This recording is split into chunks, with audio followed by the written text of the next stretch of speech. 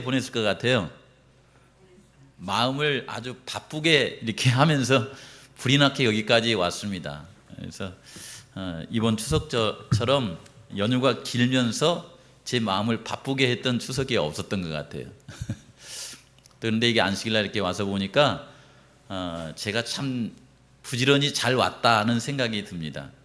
사실 저는 이제 목회하면서 제일 이렇게 즐겁고 저의 마음을 기쁘게 하는 시간이 언제냐면 설교하는 시간이에요. 어제 저녁 또 와서 하고 싶었거든요. 근데 비행기 표가 허락이 안 됐어요. 근데 오늘은 또 이렇게 와서 뵈니까 너무 좋고요. 우리 강혜경 집사님도 제가 동원이까지 와가지고 하니까 너무 기분이 좋고, 추석 잘 보내셨죠? 조금만 빨리 들어왔으면 방송 탈 뻔했는데 이랬어요. 남원에서 또 우리 집사님 또 우리 같이 오셔서 너무 좋습니다. 성산교회 이렇게 같이 이렇게 다니시니까 너무 행복해요. 함께 이 교회에 정을 드리고 예수님 오신 날을 이렇게 생각하면서 신앙을 꾸준히 이렇게 해갔으면 좋겠습니다.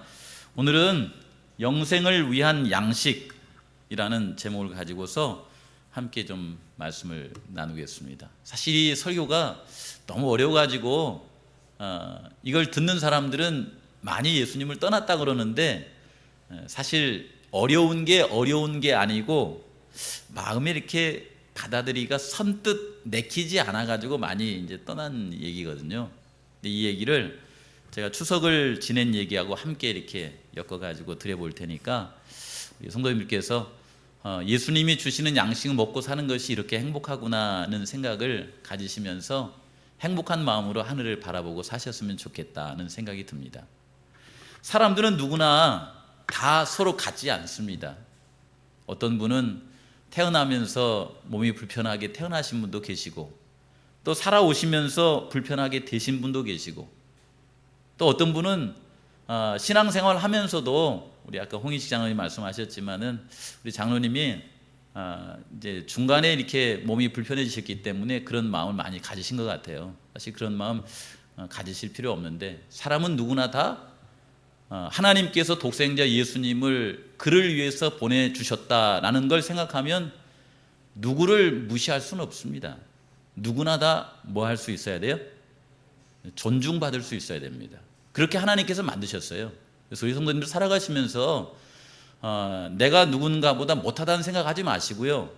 왜냐하면 하나님이 나를 인정해 주시고 가장 귀한 독생자 예수님을 주셨기 때문에 너무 이렇게 마음 힘들게 사실 필요 없습니다. 그리고 누군가를 바라볼 때 그도 역시 주님께서 십자가의 은혜를 주신 귀한 영혼이다 생각하면 넉넉하게 존중하고 살 수 있어요. 그렇죠? 그래서 우리가 하늘에 가시면요, 서로 다투고 뭐 그럴 일이 전혀 없다고 그래요. 왜 그러냐면 하나님이 우리에게 듬뿍 은혜와 사랑을 주셨기 때문에 그렇습니다. 사실 이 얘기는요, 예수님께서 이제 공생애를 2년 반 동안 이렇게 하시면서 충분히 제자들과 사랑을 나누셨습니다. 그분이 어떤 분이신가, 이제는 저런 분이시다라고 하는 것을 굳이 이렇게 표현을 하지 않아도 마음에 알 만큼의 시간을 보내신 거예요. 그러다가 최근에 어린아이의 그 오병이어 떡 5개와 물고기 2마리를 가지고서 하나님께 축사하시고서 5천 명이 넘게 이렇게 나눠 먹었잖아요. 그걸 나눠 먹으면서 예수님이 어떤 분이신가에 대한 그들의 마음속에 이 관심이 굉장히 이렇게 고조됐었어요.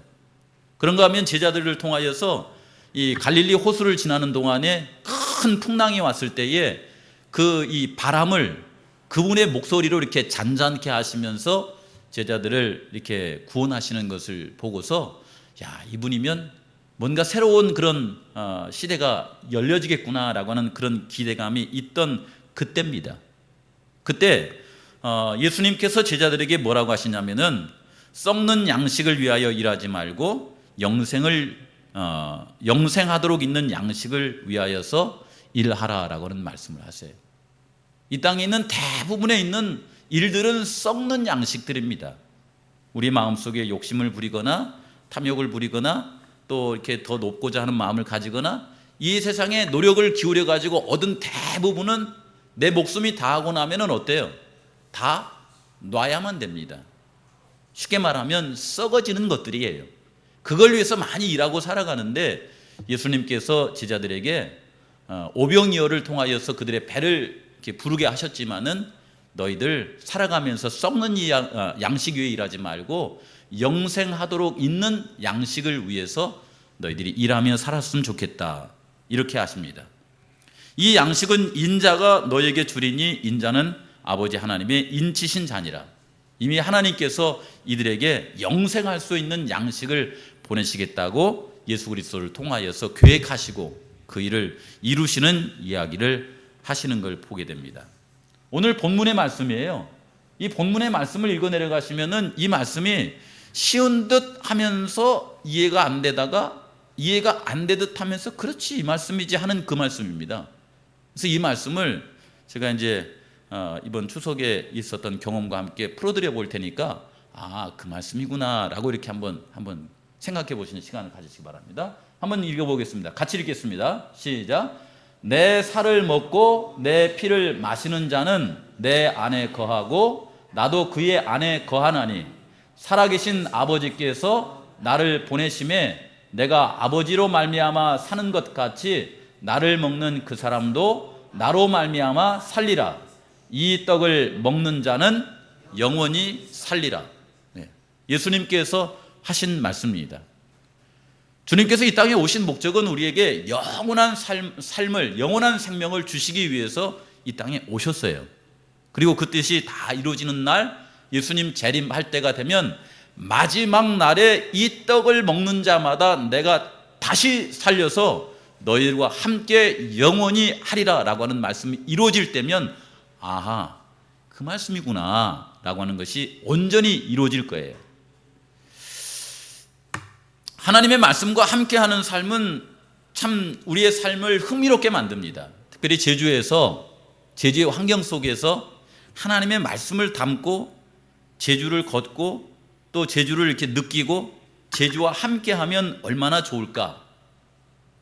아마 제가 제주 목회가 끝나고 나서 육지로 가기까지는 그 생각을 늘 할 것 같아요.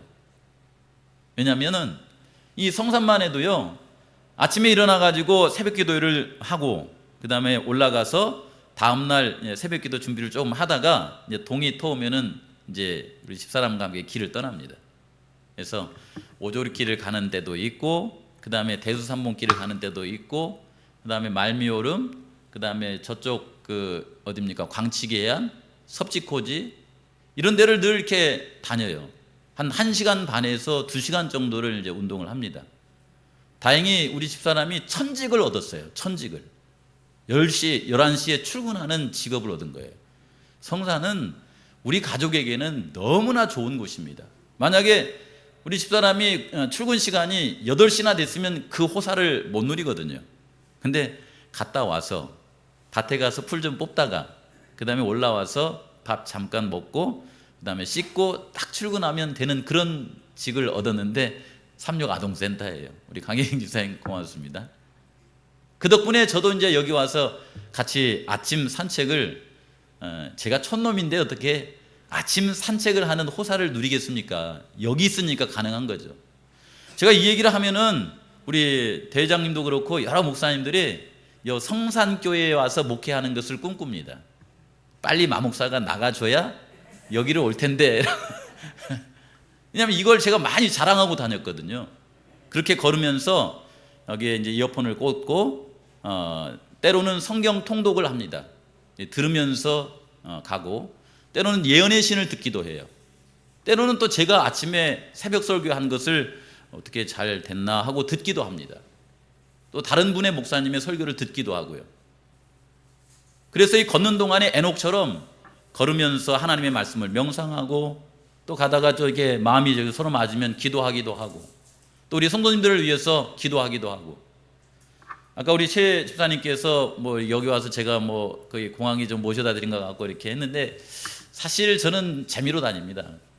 왜 재미로 다니냐면은 요즘 제가 틈내 가지고 방문 이렇게 해서 조곤조곤 나눌 시간 없잖아요. 근데 그냥 모시고 그냥 제주에 가면은 그 시간이 서로 대화를 나누는 시간이에요. 그래서 미국 딸 얘기도 하시고 또 이렇게 서울 이렇게 치료 다니시러 가는 얘기도 하시고 또 교회 얘기도 가끔 하시고 그러고 갔다 오면 그냥 방문 10번 한 것보다 그것이 훨씬 좋은 시간이가 가는 거예요. 가끔 우리 이제 홍장도 그래요. 이렇게 막 못 가는데 뭐 병원에 걱정하지 마시고 저한테 목사님 저 병원 좀 한번 같이 가실래 하셔요. 그러면 저는 그 시간에 뭘 하냐면은 갔다 오면서 교회 얘기도 하고 사는 얘기도 하면서 마음을 나누는 시간으로 활용하지 제가 어떻게 뭐 고생을 했다 그렇게 시간을 활용하지 않습니다. 제 목회 연차가 30년이에요. 그렇게 하지 않습니다.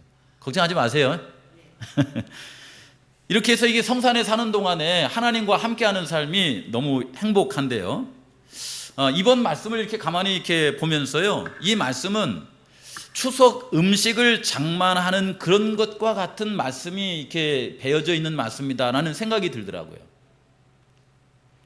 이 추석이 되니까 우리 이제 어머니들이 많이 바빠졌잖아요. 바빠져서 아들네들이 오면은 이번에는 뭘 사줄까? 며느리가 오면은 무슨 반찬을 해가지고 갈 때 되면은 뭘 이렇게 주마니 싸서 이렇게 줄까? 이렇게 생각하면서 이 음식 저 음식하고 좀 센스가 있는 분들은 가지고 다니기 힘드니까 택배로 미리 붙여주죠. 그래서 아들아 이거 추석에 내서 먹으면서 엄마 생각하고 먹어라. 미리 붙여주잖아요. 근데 이제 어떤 분들은 올 때까지 기다려요. 내가 너를 이 땅에 살면서 몇 년이나 더 살겠니? 너 얼굴 꼭 한번 보고 싶다 해서 보내줄 수도 있지만은 아들을 기다리는 마음에 해놓고 기다립니다. 김치를 하는데 이 김치를 이렇게 이제 담는 과정이 그렇게 쉽지 않습니다. 여기 보시면은 이런 김치 하나를 만드는데도 여러 가지 이렇게 재료가 들어가요. 그렇죠? 이 김치를 담그는 동안에 우리 성도님들께서 이제 하나님께서 우리에게 영생을 위하여서 주는 양식을 생각해 볼 수 있으셔야 돼요. 이 모든 것에 재배 과정 속에서 누구의 땀이 들어가 있어요? 농사를 짓는 그 분의 땀이 들어가 있습니다. 그분의 시간과 그분의 마음이 들어가 있는 것들이에요. 그렇죠? 예. 배추를 기르고 그 다음에 무, 오이, 그 다음에 양파, 뭐 고춧가루, 그 다음에 파 이런 거를 이렇게 거두다가 그거 하나하나 이렇게 다듬어서 어떤 것은 이렇게 갈기도 하고 어떤 것은 이렇게 잘라서 놓기도 하고 그 다음에 마지막에는 이렇게 버무려 가지고 김치를 소금간에 해놨다가 거기서 넣어가지고 그 김치가 이렇게 잘 적당한 그렇게 익어지면은 내 아들 딸들이 왔을 때에 그것으로 하얀 밥에 햇살밥에 이렇게 밥을 차려줘야지. 그런 마음에 이 음식을 준비하는 것을 한번 이렇게 상상을 해보시기 바랍니다. 사실 이 김치를 이렇게 생각하니까요, 제가 이번에 이제 이렇게 시골에 갔는데 저희 아버지 어머니의 눈에 이전만큼 생기가 없어요. 이전만큼. 왜 그러냐면 왜 그런가 하고 곰곰이 생각해 봤어요. 생각해 봤더니 이전에는 힘이 있어 가지고요, 김치도 하고 그 다음에 뭐 이렇게 해놨던 그 호박나물도 묻히고 박나물도 묻히고 막 이거저거 해가지고 그분의 힘으로 또 이렇게 잘 이렇게 맛있게 요리된 것들을 이렇게 먹일 생각하니까 생기가 넘쳐 흘렀는데 저희 어머니 아버지가 이제 연세가 이렇게 드시고 몸이 약해지셔서 그런 걸 할 만한 기운이 없으세요. 그러니까 그걸 해줄 때는 막 눈에 총기가 있고 그 다음에 막 힘이 났었는데 그걸 못하니까 쳐다만 보고 계시는 거예요. 그 느낌 아시죠? 언제가 더 기분 좋겠어요? 몸을 움직여가지고 막 해가지고 이거저거 챙겨주고 막 이거저거 해주는 때가 기분이 좋겠어요? 아니면 그렇게 할 만한 힘이 떨어지는 지금이 좋겠어요? 사실 지금은 일은 며느리들이 다 합니다. 근데 며느리들이 다 일을 함에도 불구하고 저희 어머니 아버지가 이렇게 있는 모습이 참 마음이 아프더라고요. 어느새 이렇게 같이 이게 모여 앉아가지고 음식을 먹는데 그분들의 이렇게 두 눈이 약간 좀 충혈돼 있어요. 아이고, 이렇게 함께 나눠 먹을 날이 앞으로 몇 년 정도 더 있을까라고 하는 그런 생각이 드셔서 그런지도 모르겠습니다. 이번에는 이제 그 음식을 어떻게 저희 집이 준비했냐면은 며느리가 셋이에요. 그래서 이제 막내 며느리가 막내 이제 그 제수 씨가 음식을 해가지고 파김치, 그 다음에 갓김치, 그 다음에 이 배추김치 이렇게 했는데 배추김치는 3년 된 묵은 것을 갖고 왔더라고요. 3년을 묵었어요. 갓김치도 한 3년 묵은 것 같아요. 그냥 그 맛이, 야, 파김치는 오래 한 거예요. 저희 아버지가 이제 농사져 가지고 보내준 거를 갖다가 한 3시간 동안 까가지고 이걸 했대요.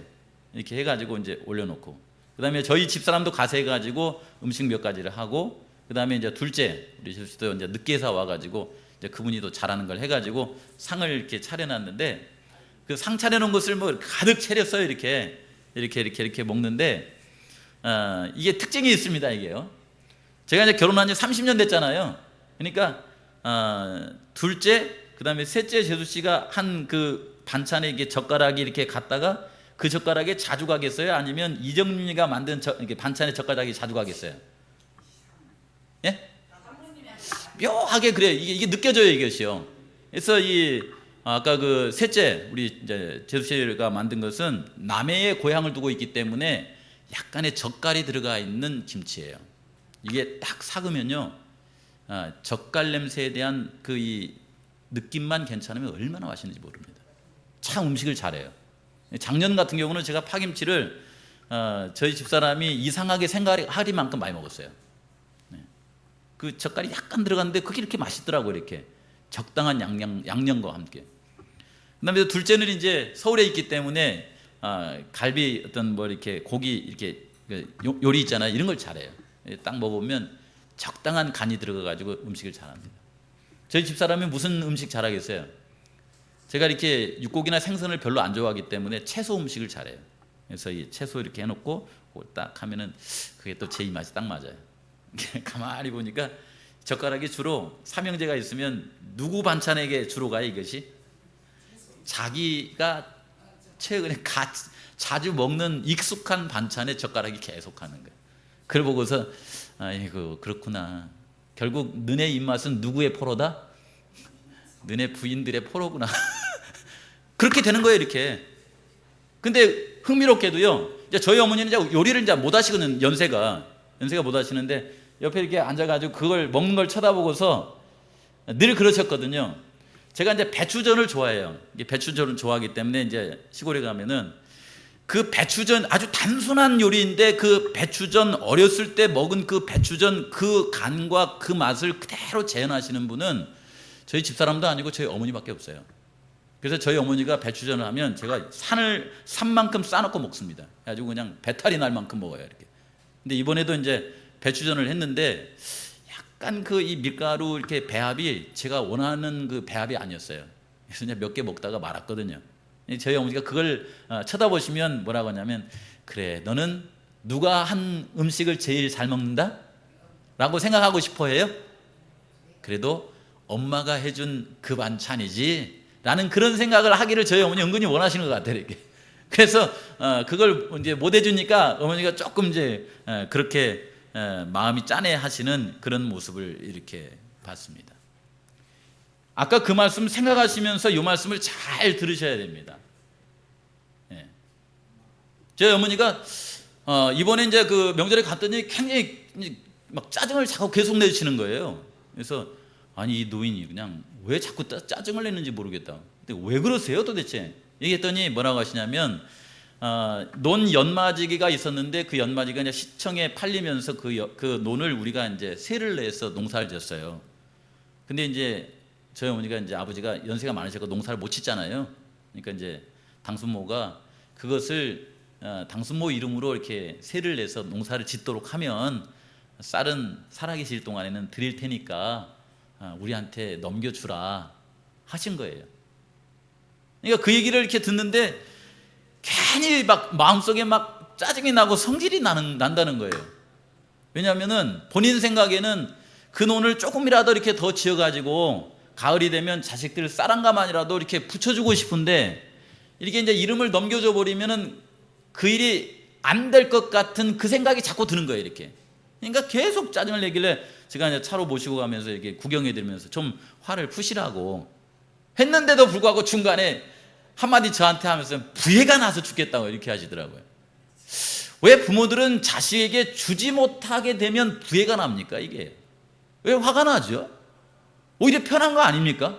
이제는 이제 뭐 농사 안 져도 되니까 니네 먹을 거 니네가 알아서 다 사 먹으라 이렇게 해버리면 될 텐데 그렇게 하지 못하고 더 주고 싶은데 못 준 것이 마음이 상해가지고 그런 모습이 참 제 마음이 좀 울컥하더라고요.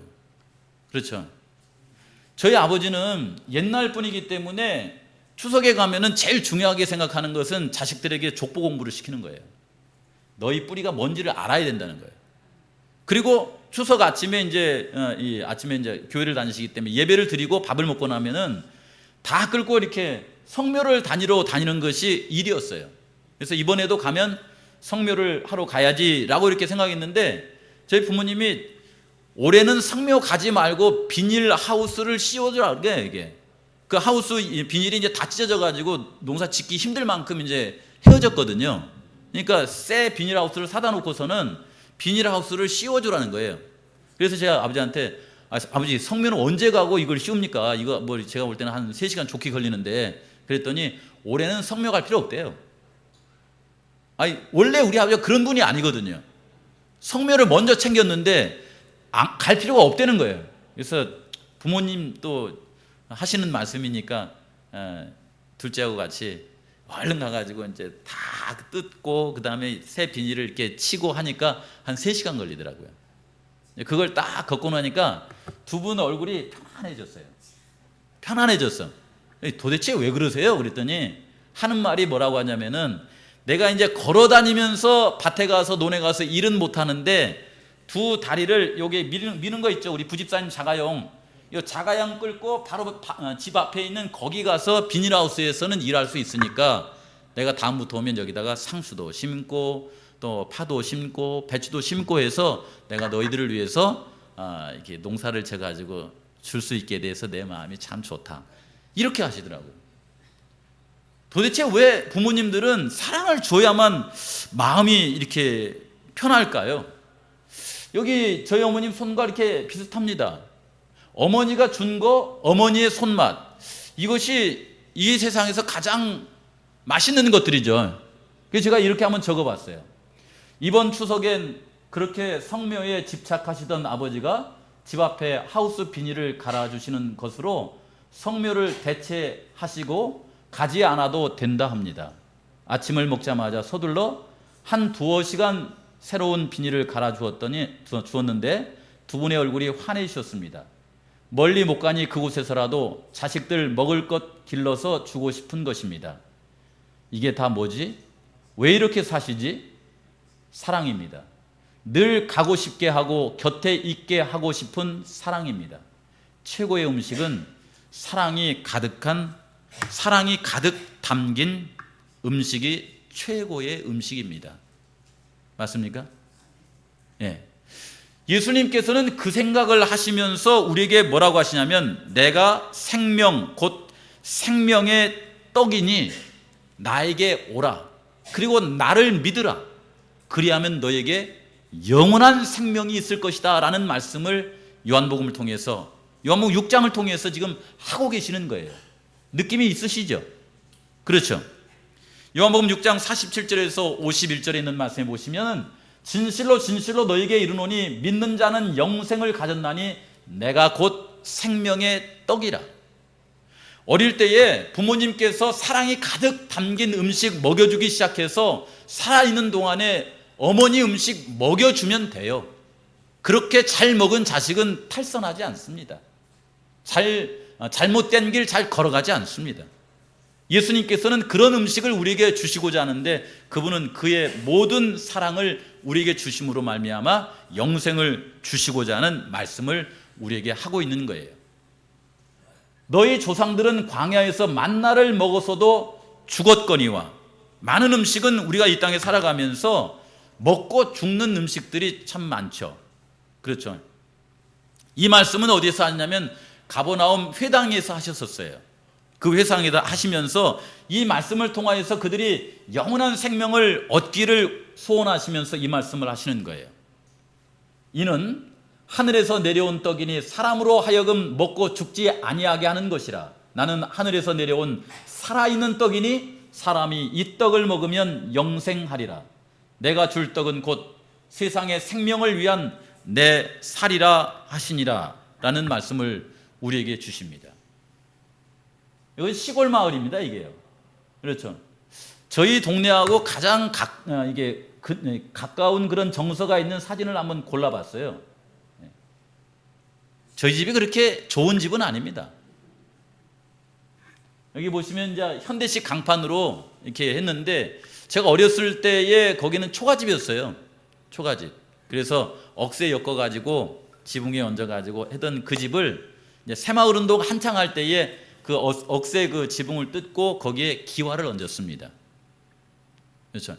그리고 나서 이제 또 리모델링이 필요해가지고서는 장로님 한 분 모셔다가 벽을 이게 다 이게 이제 벽돌을 이렇게 쌓고 그 다음에 강판으로 지붕을 다시 했어요. 우리 집 같은 집이에요. 예, 우리 집 같은 이런 집이에요. 이런 검정 지붕이 있죠. 예. 어떻게 생각하면은 현대식 아파트에 비하면은 보잘것없는 그런 집이에요. 아이고 저런데 불편해서 어떻게 사나. 이번에도 가니까 그냥 저희 어머니 아버지는 모기를 안 느끼는 것 같은데 우리는 들어가자마자 모기가 막 회식을 해가지고서는 막 여기저기 난리가 났어요. 서울에서 온 고기는 더 보드랍고 맛있는지 더 뜯더라고 이렇게. 그런 집이에요, 이 집이. 이런 집에 사는데요. 그 집에서 이제 제가 어렸을 때부터 이렇게 살았으니까 저희 어머니는 늘 이렇게 그 마당에다가 저기에 있는 닭 있죠. 닭을 키웠어요. 그래서 계란을 모아서 어떤 때는 계란찜을 해주시기도 하지만은 한쪽에 딱 모아놨다가 그것을 이렇게 품어가지고 한 20하루 이렇게 지나면은 병아리가 나오지 않습니까? 그런 그 병아리를 또 이렇게 다 키워요. 남을 안 줘요, 이렇게. 그리고 이제 닭장에다가 이렇게 키우고 나서는 시골에서 먹으니까 뭐가 뭐 잘 먹고 살겠습니까? 그런 아이들을 위해서 닭을 이렇게 희생시켜가지고 닭을 희생시켜서 닭의 살과 뼈를 우리에게 내놓고서는 어머니는 뭘 먹어요? 뼈를 그렇게 맛있게 드세요. 저는 뼈가 원래 그렇게 맛있는 걸로 생각했거든요. 뼈에 붙은 그 물렁뼈 막 이런 거 막 우두구둑 막 씹어 먹으면은 뼈가 제일 맛있구나. 그래 우리한테는 맛도 없는 걸 주세요. 막 가슴살, 막 다리살 이런 거 주는 거예요. 그래서 저걸 한번 먹어보면 좋을 건데 하는데 안 주시더라고요. 어쨌든 어렸을 때 그렇게 해서 닭을 키워가지고 그 닭의 살을 우리에게 주시면서 그저 아프지 말고 영양 부족하지 말게 이렇게 살으라고 하면서 저런 음식을 해줬었어요. 그 집이 지금도 저희 아버지가 살고 계십니다. 집에 가니까 그런 생각들이 이렇게 마음속에 쫙 이렇게 스쳐 지나가더라고요. 우리를 위해서 준 이 음식, 그 집에서 준 음식, 예수님께서 가버나움 회당에서 주신 이 말씀 연결해서 생각해 보시면 반복해서 주는 거예요. 이걸 인자의 살을 먹지 아니하고 인자의 피를 마시지 아니하면 너희 속에 뭐가 없다고 그러세요? 생명이 없느니라. 이 말씀은 사실은 유대인들은 이 말씀이 뭘 뜻하는지 금방 알 수 있었을까요? 없었을까요? 금방 알 수 있었습니다. 왜냐하면 양을 잡아가지고서 양의 희생을 통하여서 죄사함을 받고 하나님의 자녀가 되는 구속의 경륜이 담겨있는 의식을 창세로부터 지금까지 계속 해내려오고 있었거든요. 그래서 이 말씀을 듣자마자 이전에는 양을 통하여서 이제 하나님께 나아갔는데 그 양이 바로 침례 요한이 말하는 것처럼 세상 죄를 지고 가는 하나님의 어린 양이신 예수님께서 우리를 위해서 이제 희생되심으로 이분을 통하여서 우리에게 생명을 주시고자 하는 거구나 라고 하는 걸 알 수 있었어요. 근데 그들의 마음속에 그냥 모른 채 하고 싶어가지고 이걸 마음속에 새겨들지 않은 겁니다.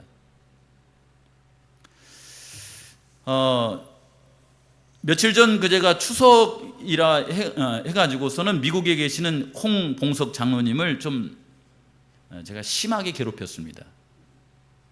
어떻게 괴롭혔냐면은 우리 교회가 지금 외벽을 하고 있는데 당신이 가면서 3년 내지 4년 후에 여기 다시 온다고 하지 않았느냐. 그러니까 본인이 와서 해야 될 공사를 내가 미리 하고 있으니까 3년 4년 후에 당신이 해야 될 몫을 해주는 게 좋지 않겠냐. 거의 뭐 칼만 안 들었지 강도죠. 이 얘기를 했어요. 그랬더니 장로님이 대답이 없는 거예요. 대답이 없어. 그래서 한 번 더 이렇게 이제 카톡으로 이렇게 문자를 보냈어요. 보내가지고 이것은 제가 굉장히 심각한 건데 공사를 다 하고 나서 부족하면 제가 SOS 돈이 외벽 마무리 자금이 필요하니까 보내달라고 하는 메시지를 꼭 보낼 거다. 이렇게 협박을 했어요. 협박 아닌 협박을 했어요. 그럴 만한 관계니까 한 겁니다. 예. 그랬더니 장로님이 뭐 이렇게 좀 그것도 혼자 마음대로 대답할 수 없잖아요. 그래서 이렇게 메시지가 왔어요. 예. 메시지가 오면서 한 줄로 봉자 누나가 제니홍이 10분의 1 하기로 했습니다. 1억 중에 10분의 1가 얼마예요? 1,000만 원이죠. 1,000만 원 하기로 했습니다. 이렇게 하고 온 거예요. 우리 성도님 기도 많이 하세요. 제가 왜 이게 방송해 가지고 나눠드리고 싶냐면은 성산교회는 우리 성도님들만의 교회가 아니에요. 아까 그 장희석 장로님도 이게 광주에 계시면서 전화했다고 그러죠. 얼마가 찍혔는지는 모르지만은 우리 성도님들이 이 공사를 마무리하고도 남을 만큼 보내줬을 겁니다. 이 사람 저 사람 모여져 가지고 함께 하시면 협력해서 이 교회가 이제 마무리돼서 앞으로 이거 잘 되면요 앞으로 10년 이상은 교회 공사할 일 없을 겁니다. 제가 볼 때는 이렇게 왔어요. 안녕하셨어요. 고향 교회를 항상 생각할 때마다 마음이 편치 않았습니다. 편치 않았다는 말은 뭐냐면 여기에 필요가 있다는 말이에요. 괴롭다는, 뭔가 도와줘야 될 텐데 그거잖아요. 이렇게요. 중간에 제가 지운 것은 성산교회님들 그게 이상해요. 제 자랑을 자꾸 해놔. 이렇게 제 자랑 하지 마세요. 쑥스러워져 미친다니까 아주 그냥 써놔서 지워버렸어요. 이번 공사에 저의 작은 정성이 도움이 됐으면 합니다. 그게 작은 정성이 10분의 1이에요. 항상 교회와 목사님을 위해 기도드리고 있습니다. 건강하세요. 저 이야기가 딱 온 겁니다. 좋죠? 기도하시면 돼요. 예. 마음이 모여지면 이 교회는 사랑으로 이렇게 완성되는 게 가장 좋습니다. 왜냐하면 사랑으로 이 교회가 이루어져서 예수님 오실 때 함께 하늘에 가는 것이 교회의 일이지 누구 막 힘들게 해가지고 이렇게 하는 거 아니거든요, 이거요. 근데 이렇게 해주셔서 너무 이렇게 감사하고요. 그 다음에 이런 얘기들을 제가 이제 우리 성도님들에게 하는 것은 이것이 믿음을 통하여서 기도를 통하여서 이 일이 이루어졌을 때 이렇게 보람이 있고 좋구나라고 하는 것을 함께 나누고 싶어서 한 얘기입니다. 이 제니홍에 1,000만 원을 이제 이렇게 보내주셨는데 이것을 이렇게 받으면서 제 마음이 그냥 좋았어요. 그냥 뻔뻔하게 좋았어요. 왜냐하면 이분이 이것을 사랑으로 보내주셨기 때문이라고 제 마음속에 믿기 때문에 그렇습니다. 근데 제가 이제 지난번에 말씀드리고 나서 제가 아는 분에게 성산교회 얘기를 하면서 10만 원만 건축 헌금 보탤 수 없을까? 이렇게 했더니 그 뒤에 카톡으로 뭐라고 하냐면 어잉? 이렇게 나왔어요. 어잉? 이 표현은 뭐냐면 아니 아무 관계도 없는데 나한테 왜 건축 후 10만 원을 달라고 그래? 이 뜻이었어요. 그래서 제가 설명을 해줬어요. 성산교회 형편이 이렇고 이런 상황에 이런 방법으로 한번 해보고 싶다 그랬더니 그러세요? 그러고는 딱 보내주더라고요. 그분도 보내줬어요. 이게 그 차이에서 뭘 느꼈냐면요. 사랑이 있는 사람에게는 그냥 1,000만 원도 부족하지만 이만큼만 보냈어요. 이렇게 말할 수 있는데 사랑이 없는 관계에서는 사실은 10,000원도 큰 거예요. 사랑이 없는 관계에서. 그래요, 안 그래요? 그렇죠. 그러니까 결국은 이 성전을 이렇게 하나님께 드리는 데는 우리 성도님들의 사랑이 필요하다는 말입니다. 예수님께서는 우리에게 영원한 생명을 주시고자 그분의 사랑을 부어주셔서 그분의 희생을 우리에게 주셔서 하늘나라에 가도 우리가 미안하지 않게 서로 이렇게 사랑하면서 살아갈 수 있도록 우리에게 그분의 살을 우리에게 주신다 이렇게 말씀하잖아요. 이런 말씀을 생각하면서 보시면 이 얘기가 무슨 얘기인구나 라고 하는 것이 이렇게 이제 이어져 나와요. 우리 성도님들은 이 교회에 함께 신앙하시면서 모두 다 예수님 오실 때 하늘나라에 같이 가고 싶으십니까? 같이 가고 싶으시죠? 그러면 사랑에 물들여 놓으세요. 사랑에. 교회를 내 이득 챙기면서 내 자랑하기 위해서 다니면요 그날에 가면 불편해집니다. 근데 내가 이 교회를 정말 사랑하면서 성도들이 부족하고 연약해도 예수님께서 우리를 사랑하시는 것처럼 그렇게 사랑으로 뿌려놓으시면 그날에 왔을 때 너 왔냐 이렇게 하면서 그냥 이렇게 마음에 있는 기쁨과 이렇게 그런 감사로 표현할 수 있어요. 함께 하늘에 가는 것이 전혀 부담스럽지 않아요. 그러겠죠. 하나님께서는 예수님을 통해서 우리에게 그런 사랑으로 영원한 생명을 우리에게 주시고 싶어 했어요. 그런 사랑을 우리의 성도들의 마음 가운데 가지면서 이 말씀을 보면요, 내 살을 먹고 내 피를 마시는 자는 내 안에 거하고 나도 그의 안에 거하나니 함께 할 수 있습니다. 살아갈 수 있죠. 그렇죠. 예. 살아계신 아버지께서 나를 보내시며 내가 아버지로 말미암아 사는 것 같이 나를 먹는 그 사람도 나로 말미암아 살리라. 영원한 생명을 얻겠다라는 말씀을 우리에게 주시고 싶습니다. 여기 연애신에 있는 말씀에 봐보세요. 제 말씀이 이렇게 하나라도 틀린 것이 있는가? 우리가 추석에 부모 집에 가가지고 부모의 사랑 깃든 음식을 먹고 사랑의 밥상을 나누면서 그렇게 또 이 땅에 살아가듯이 예수님께서는 우리에게 영원한 생명을 주시고자 그분께서 차려주신 밥상 위에는 그분의 사랑이 깃든 사랑이 있습니다. 이렇게 나와 있습니다. 그리스도의 살을 먹고 피를 마시는 것은 그분께서 우리의 죄를 사하신다는 것과 우리가 그분 안에서 완전하게 된다는 것을 믿고 그분을 개인의 구주로 받아들인다는 것을 의미한다라고 이렇게 표현했더라고요. 그렇죠. 두 번째 줄 같이 읽어볼까요? 시작. 우리가 그분의 성품에 참여하게 되는 것은 그분의 사랑을 바라보고 그것을 깊이 생각하고 그것을 흡수해 드림으로써이다. 이렇게 나와 있어요. 이게 시대소망이 있는 말씀입니다. 세 번째 줄도 같이 읽어봐요. 시작. 그분을 믿고 그분을 마음에 받아들여 그분의 생명이 우리의 생명이 되게 해야 한다. 그분의 사랑과 그분의 은혜가 우리의 생애에 어떻게 돼야 된다요? 동화되어야 한다. 이 말씀을 하시고 성만찬 예식을 하신 거예요. 마지막 만찬으로 성만찬 예식을 하시고 이 살을 먹는 자는 또 이 피를 마시는 자는 이전에 있던 모든 죄를 어떻게 하신다고 그래요? 깨끗하게 잊어버린다고 그래요. 깨끗하게. 이번 추석 음식 잘 먹으니까 이전에 있던 자녀들의 허물 깨끗하게 지워지던가요? 지워지죠. 다만 내가 차려놓은 음식 맛있게 먹어준 것만으로도 다 지워져 버리죠. 예수님 그런 분이세요. 멋지죠? 그렇게 해서 함께 살자고 하신 이분. 이제 여기서 마치겠습니다. 저도 배도 고프고 집에 밥 먹어야 될 것 같아요. 여기에 연결된 말씀들이 몇 구절 있는데 예수님은 이렇게 우리에게 사랑을 주시면서 하시는 말씀이 뭐라고 하시냐면 누구든지 예수를 하나님의 아들이라고 뭐하면? 시인하면 그 사람은 하나님 안에 거한다는 거예요. 나도 너희들 안에 거하고. 또 이런 사람은 뭘 얻냐면요, 여기 이렇게 나와 있어요. 아들이 있는 자에게는 뭐가 있어요?